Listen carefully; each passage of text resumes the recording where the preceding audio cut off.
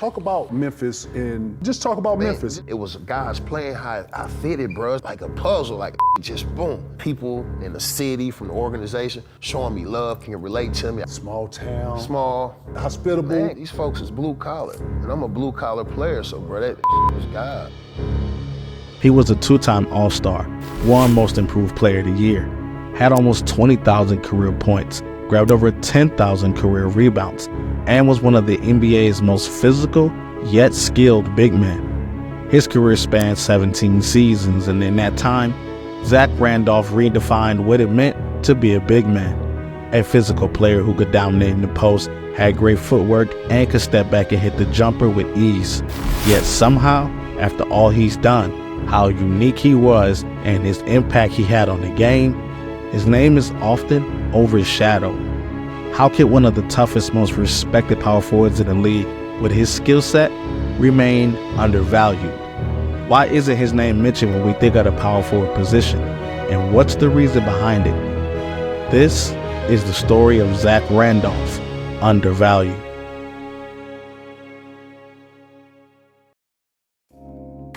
Zach Randolph, or Zebo, was born in Marion, Indiana on July 16, 1981.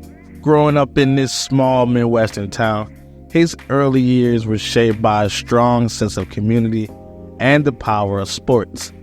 Basketball in particular played a big role in his life, and it became clear that early on he had a special talent for the game.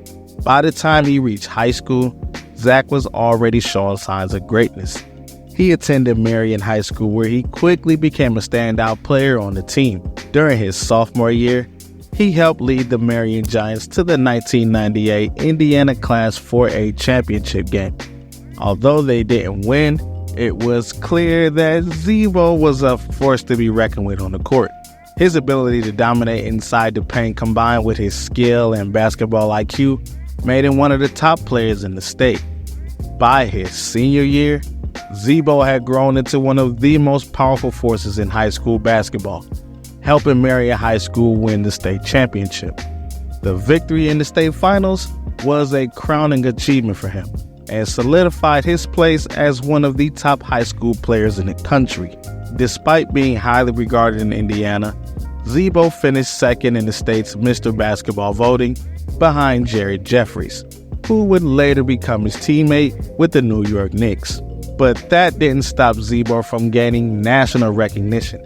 In 2000, he earned an invite to the prestigious McDonald's All-American Game, which brings together the best high school basketball players in the country. Zebo's performance at the event was impressive, as he took home the MVP honors after dropping 23 points and grabbing 15 boards, further proving that he was one of the top talents in the country. By the time his high school career came to an end, Zebo had already established himself as one of the most promising young players in the nation. His combination of size, strength, and skill was rare, and college recruiters were eager to get him on the team. His high school career laid the foundation for what would be a challenging yet rewarding journey to the NBA. After high school, he chose to play college basketball at Michigan State University, a powerhouse program led by legendary coach Tom Izzo. Michigan State was known for its tough physical style of play, and it was perfect for Zebo's game. At Michigan State, he joined a talented group of players, including future NBA champion Jason Richardson. The team was loaded with talent, and they quickly became one of the best teams in the country. During his freshman season, Zebo averaged almost 11 points and almost 7 boards per game. These numbers may not seem like much today, but for a freshman in a major program, they were a sign of things to come.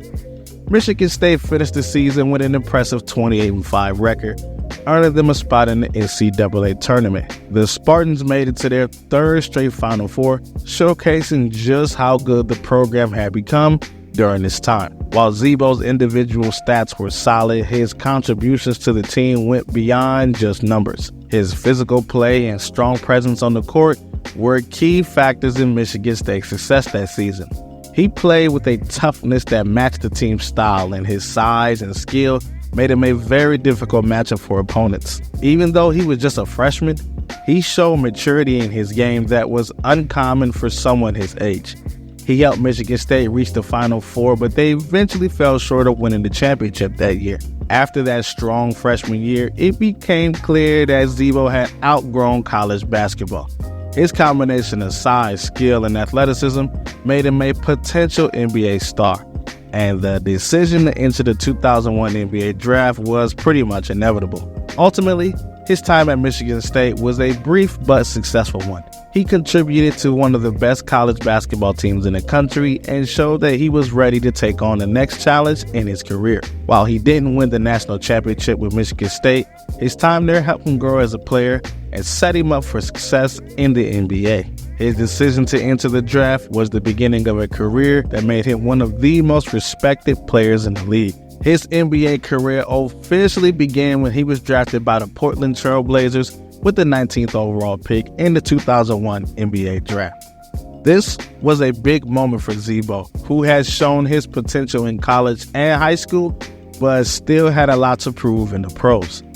Portland was a team that was competitive during that time, and Randolph found himself surrounded by experienced players. However, his time in Portland wasn't easy. From the beginning, Randolph's career was marked by struggles, both on and off the court.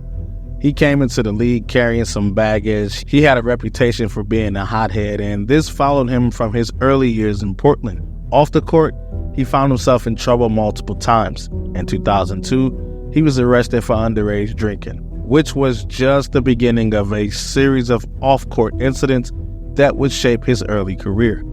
On the court, his weight issues also became a problem. Despite his skill set, he struggled to stay on top and in shape, and his conditioning was often questioned. All of these issues contributed to the Jailblazers' reputation that became so infamous during this time. The team was filled with players who had attitude problems, and Randolph was often seen as one of the biggest troublemakers on the roster. Despite these struggles, he began to show flashes of brilliance. In his third season, following the departure of Rasheed Wallace, he became a full-time starter for the Trailblazers. It was during this time that his true potential began to shine through. He averaged over 20 points and 10 boards per game, showing that he was capable of putting on big numbers and making an impact on the game. In 2004, his hard work was recognized when he was awarded the NBA's Most Improved Player Award. This was a turning point in his career and gave him confidence moving forward. In 2007, Zebo had his best season with the Trailblazers. He averaged almost 24 points and 10 rebounds per game, demonstrating that he could be one of the best big men in the league when he was focused. However, his season was cut short due to a hand injury that year. In what would turn out to be his final game as a Trailblazer, he had one of the best performances of his career, scoring a career-high 43 points and grabbing 17 rebounds. Despite his success, the Blazers grew frustrated with Randolph's lack of maturity and his struggles with consistency. By the end of his sixth season in Portland, the team decided to trade him away, feeling that his potential was being wasted. In the summer of 2007, Zebo was traded to the New York Knicks in exchange for several players, including Steve Francis and Channing Frye. This trade marked the beginning of another chapter in his career. However, his time in New York was short-lived. He played just 69 games in the 2007-2008 season, and his performances were solid, averaging almost 18 points and 10 rebounds per game. His time with the Knicks was far from smooth. He played well individually, but didn't quite fit into the team's long-term plans, and the Knicks struggled as a whole during this period. The Knicks were in the midst of a rebuilding phase, and Zebo didn't seem to be a long-term piece of their puzzle. In 2008, just a year after arriving, he was traded again, this time to the Los Angeles Clippers.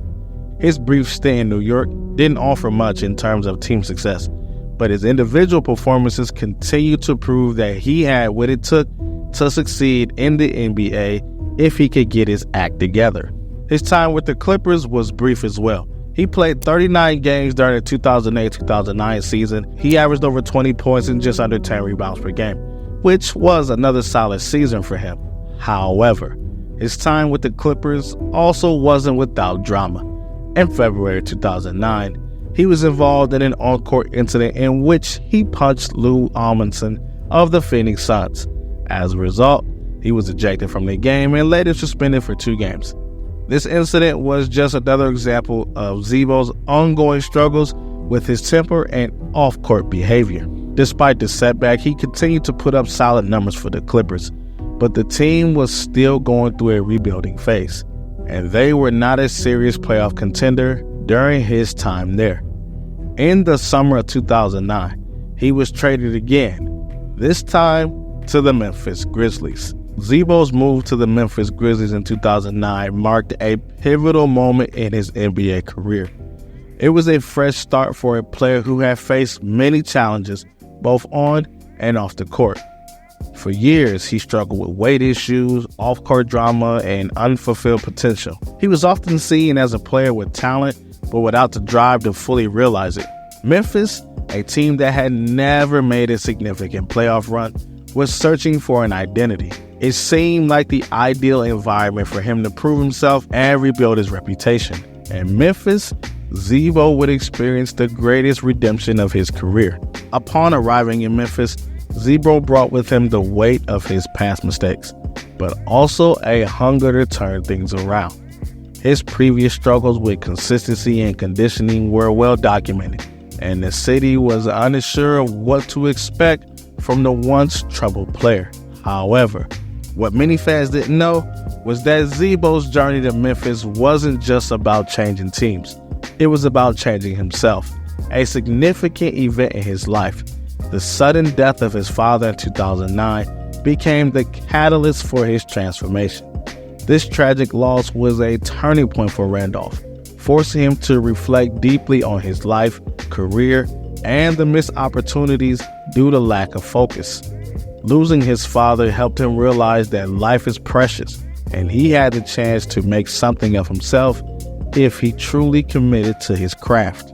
This period of reflection sparked a renewed sense of purpose.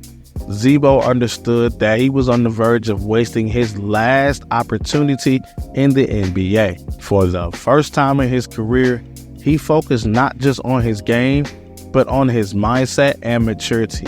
The combination of his emotional wake-up call and his determination to prove himself propelled him into the gym with a newfound intensity. Randolph's physical transformation was remarkable. He got into the best shape of his career, shedding the weight that had once held him back. But the transformation wasn't just physical. He was becoming a different player mentally as well. He was more disciplined, more focused, and far more committed than he had ever been before. In his first season with the Grizzlies, Zebo's impact was immediate. His commitment to his craft paid off as he was selected to his first NBA All-Star game in 2010, signaling that he had not only turned a corner in his personal life, but was also performing at an elite level on the court as well.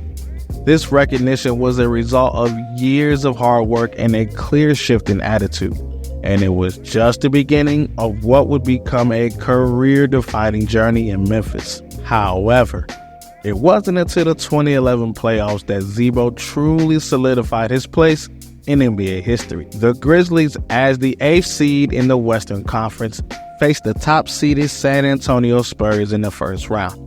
It was a matchup that most analysts and fans expected Memphis to lose. The Spurs were led by veterans Tim Duncan and Manu Ginobili and were the heavy favorites. But Randolph, who had spent years of dealing with doubters, was determined to prove that he had what it took to lead his team to victory.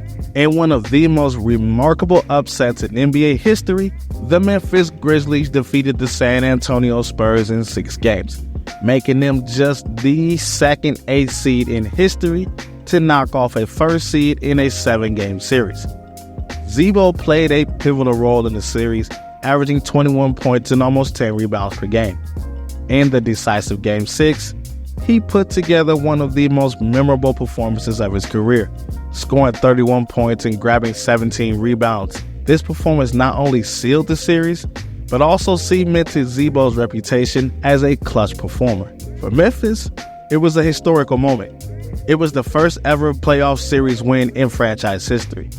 It also marked the beginning of what would become the grit and grind era, a period of toughness and resilience that would define the franchise for years to come. The success didn't end there. Zebo's leadership and performances continued to elevate the Grizzlies. In the 2011-2012 season, he was named to the All-NBA third team, and his role in leading the Grizzlies to success continued. In 2013, he led Memphis to the Western Conference Finals for the first time in franchise history, further cementing his legacy as the heart and soul of the team. Even though they were swept by the Spurs in the conference finals, Zebo's impact was undeniable. He had helped transform a team with very little playoff success into one of the most respected and feared teams in the league. Along the way, he has several memorable performances, including a 34-point game in the 2011 playoff series against the Oklahoma City Thunder. He also recorded his first career triple-double in 2016, finishing with 28 points, 11 rebounds, and 10 assists in a win over the Los Angeles Clippers, of course.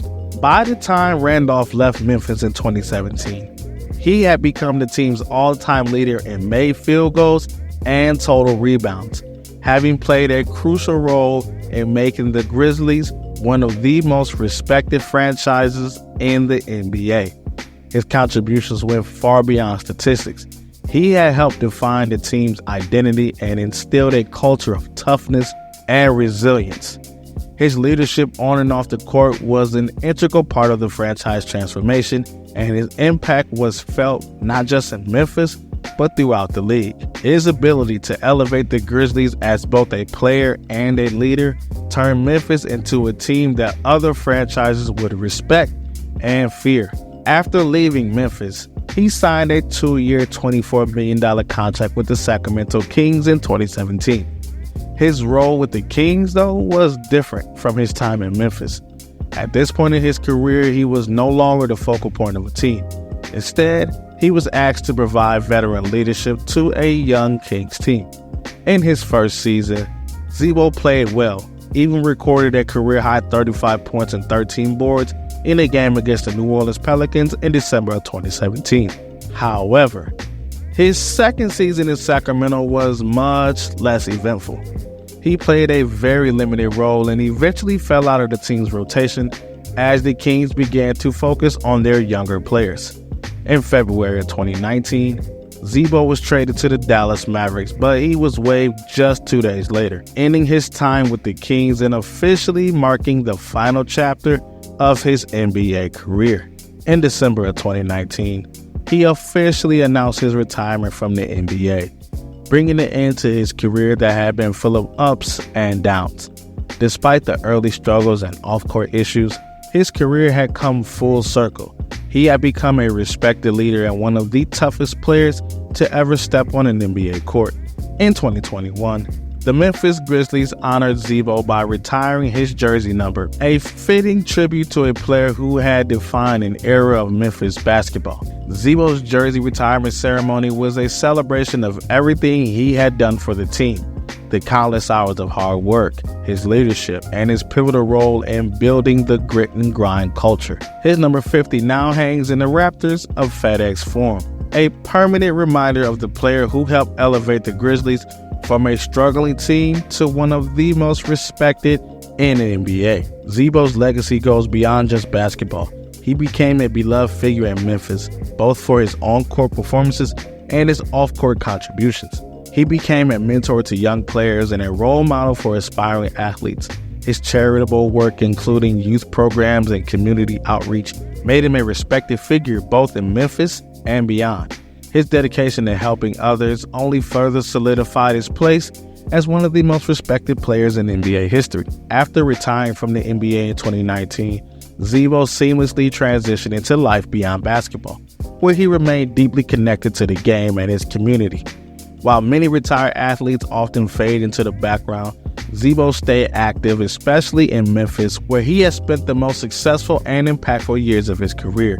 Known for his community involvement throughout his playing days, he continued to prioritize giving back after hanging up his sneakers. His charitable efforts, particularly in Memphis, became a cornerstone of his post-basketball life. Randolph's foundation has been a driving force behind his efforts to support unprivileged youth in the Memphis area, focusing on education, mentoring, and creating opportunities for children who might not otherwise have them. His investment into the future of Memphis speaks volume about his character and the legacy he wants to leave far beyond his time on the court. Zebo's connection to Memphis hasn't just been charitable. He has remained an active presence with the Memphis Grizzlies, staying involved in the team's activities and maintaining a strong bond with the franchise he helped define. The Grizzlies' grit and grind era are forever tied to Randolph's image as one of the pillars of that identity.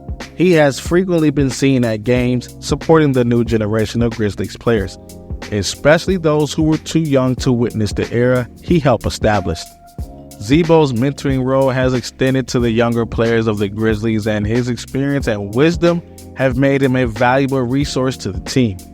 Even in his post-playing career, his strong relationship with teammates, particularly Marcus Gasol, Mike Conley, and Tony Allen, has continued, showing the tight-knit nature of the grit and grind team.